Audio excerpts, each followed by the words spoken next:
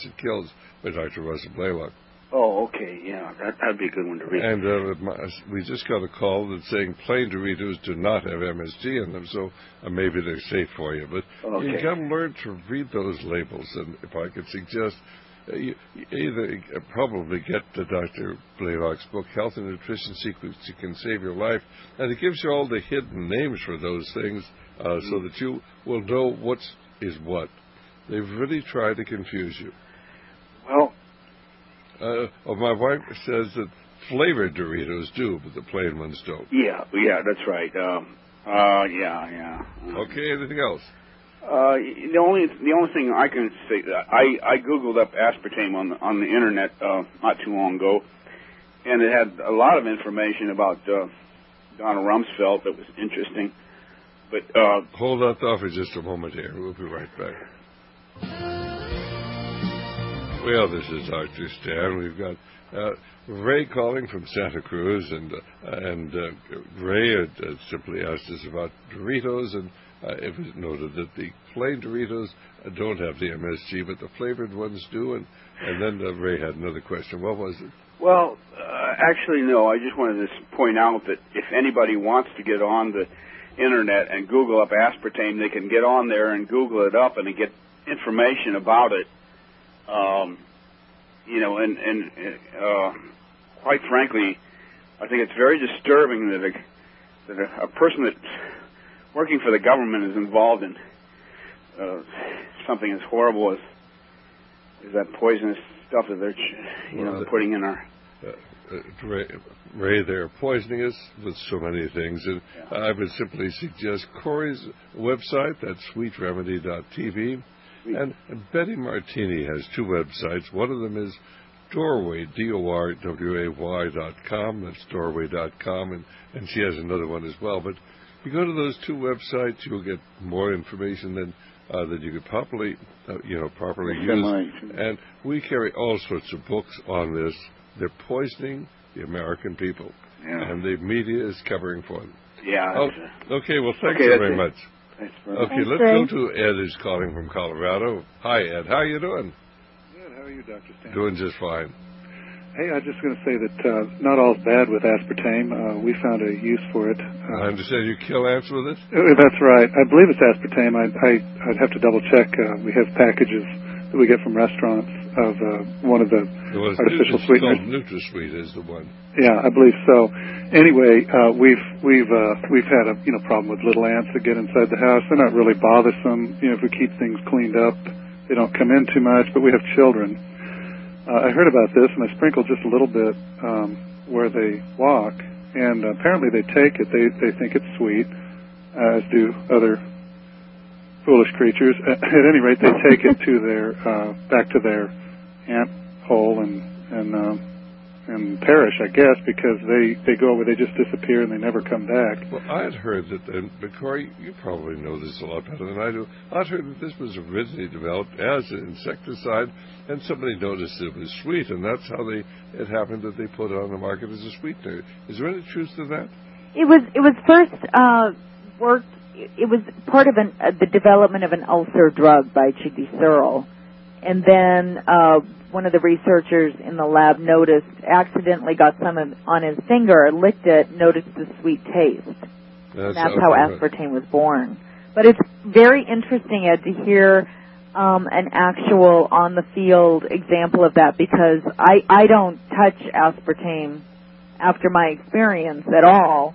So I've never tried that myself to see if it works. Well, to be honest with you, I use rubber gloves. I don't like to admit that to people, but I do, and I keep just a few packages of it on the shelf where we have other pesticides. All right, because that's the only use I can see for it. All right. Anything else you wanted to say there? No, that's fine. I very much enjoy your show, Dr. Stan, and just keep up the good work. Thank you so very much. Have a good evening. All right, then let's go to Bob, then calling from Kennewick, Washington. Again, our telephone number is 1-888-24-LIBERTY or 1-888-24-LIBERTY or 464-8295. Bob, do you have a question or comment? Yes, doctor. Thank you for taking my call. You or Cori, either one. I'm looking for help. My brother in the early stages of Alzheimer's, and his neurologist cannot see anything except prescription drugs to give to him and so forth. Can either of you suggest any place throughout the nation that I can call or seek help as far as other things that he could or should be doing? All right, Cori, do you have any thoughts on that at all? Well, I'm thinking that you might offer some advice, Dr. Sam. Well, I will, but I just want to see if you had anything to say first.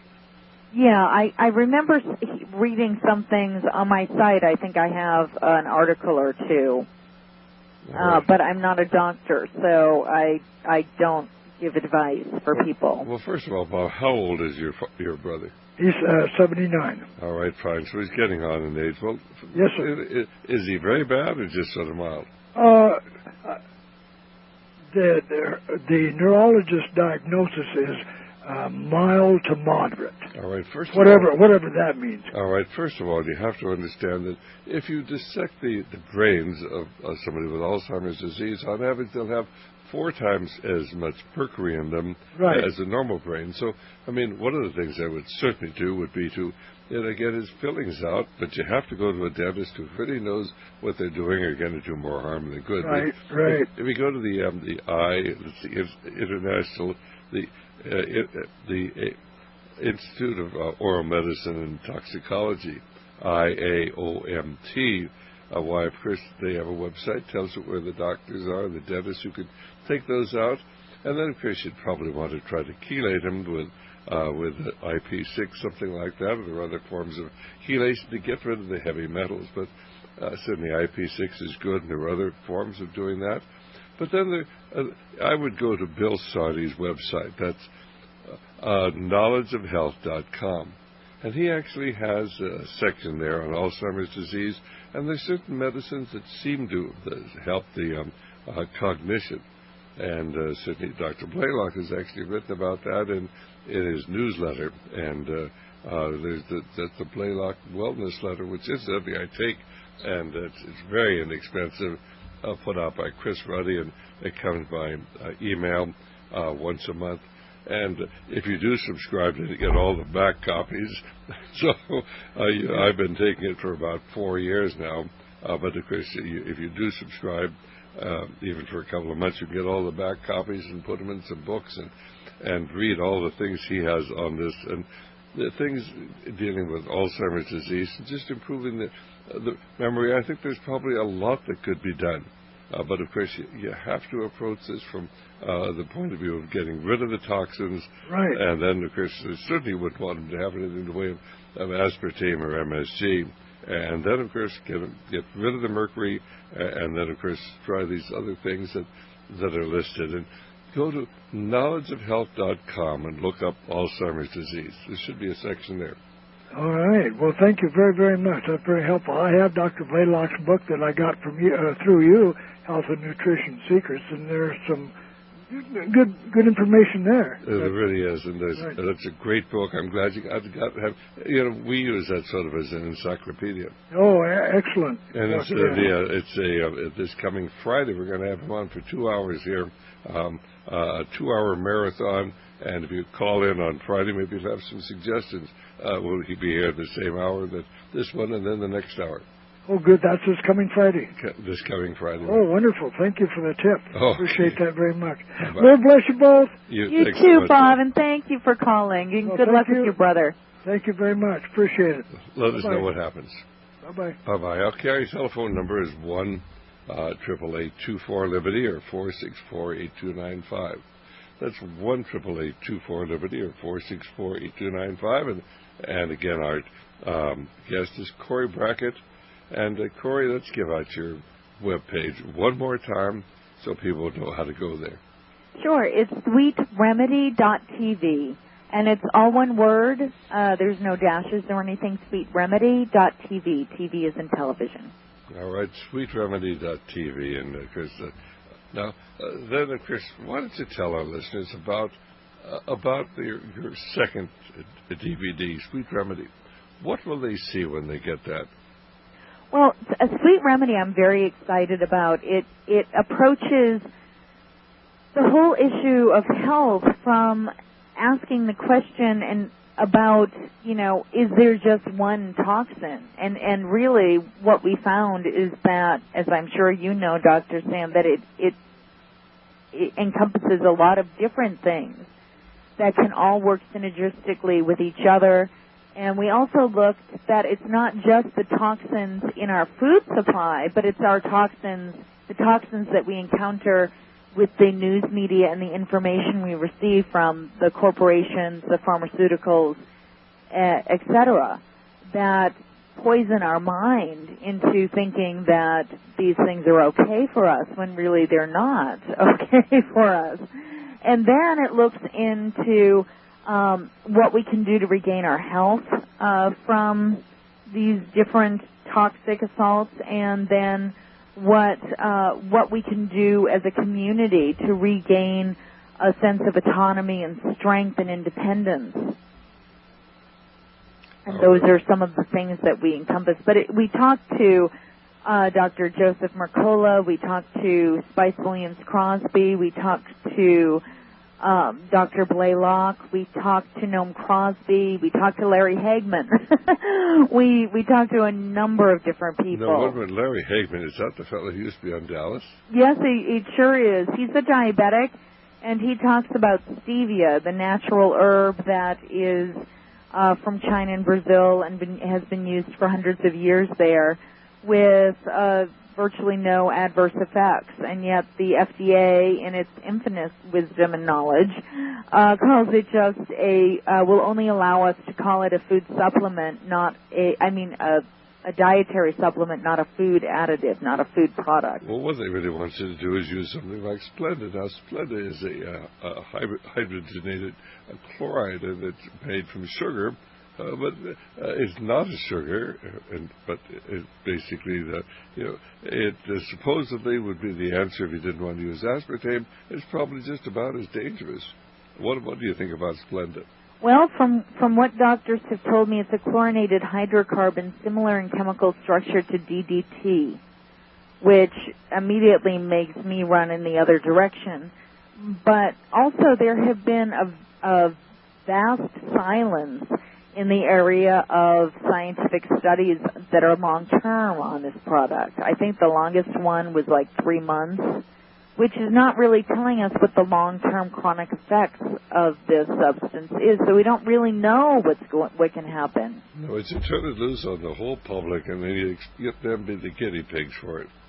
And of course, then supposedly, if there's any bad effects, and you live, well, you're going to report them. If you die, there's nobody to report them to the government. Well, let's go to Jack here. But certainly, stevia is an excellent product, and but it certainly is not well known to most people. But certainly, you want to get away from the aspartame and the NutraSweet. You want to stay away from the Splenda, and sugar is not good for you.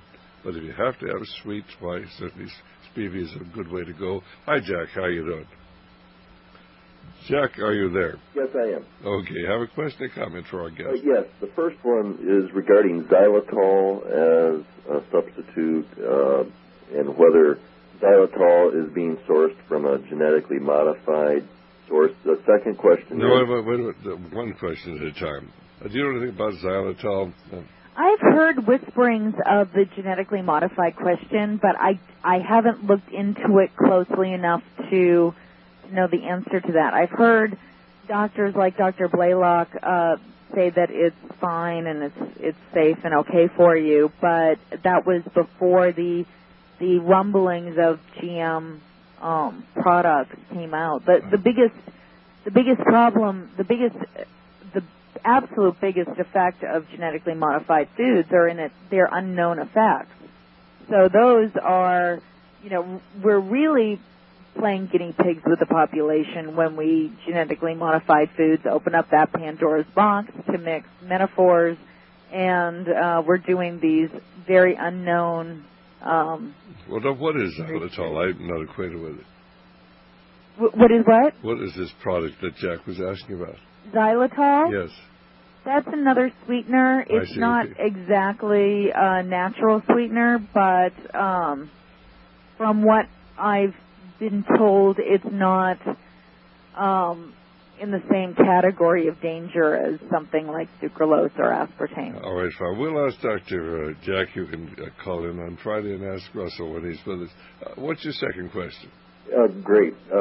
Regarding corporate welfare, obviously the tobacco industry has enjoyed taxpayer funding